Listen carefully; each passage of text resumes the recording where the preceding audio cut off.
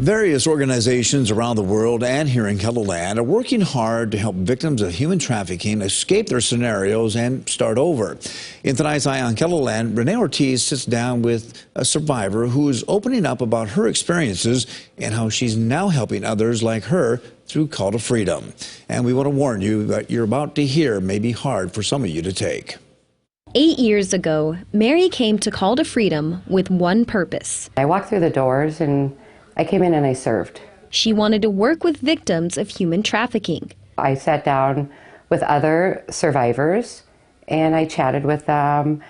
We developed like a friendship and going over there to see what they all needed. And through that course, I actually really connected with all of them and I understood what they were saying. Mary had a revelation while working with other survivors, one she shared with Executive Director Becky Rasmussen. I said, "Do you guys understand that was I trafficked?"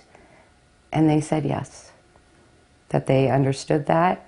They knew a little bit of my journey, but I hadn't self-identified, and nor was it ever discussed years prior.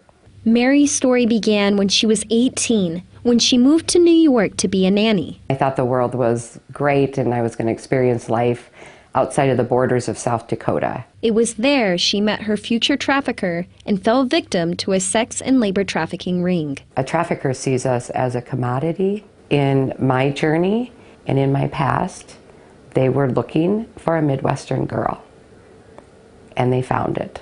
For the next several years, she had no control over her life. All of her decisions were made by her trafficker. We don't know what day-to-day is.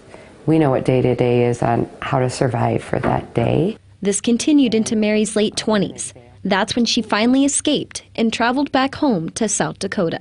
So when I came home over 30 years ago, there were no services available in our city or our state. So I really walked this journey alone. Mary now works to provide others with what she did not have here at Call to Freedom, not as a victim of human trafficking, but as a survivor. That's what she signifies to those individuals walking through the doors of Call to Freedom, is when they see Mary and they meet Mary, another survivor, it says, I can get out too, and that there's hope.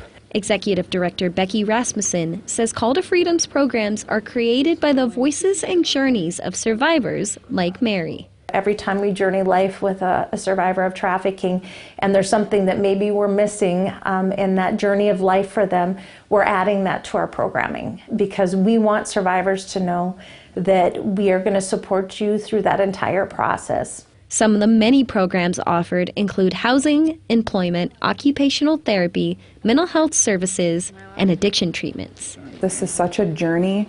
It's not something that someone can just heal from and then just be done. It's this lifelong path that people need to walk. Over the last 5 years, the increase in cases has caused Call to Freedom to grow.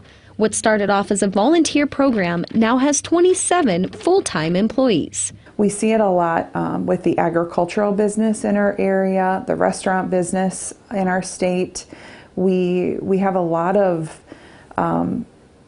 vulnerabilities in that. Which is why Mary says the work they continue to do at Call to Freedom is so transformational for survivors and so important for our community. I'm humbled and honored to walk alongside their journey with them as they walk alongside their journey with me also. With Eye on KELOLAND, I'm Renee Ortiz.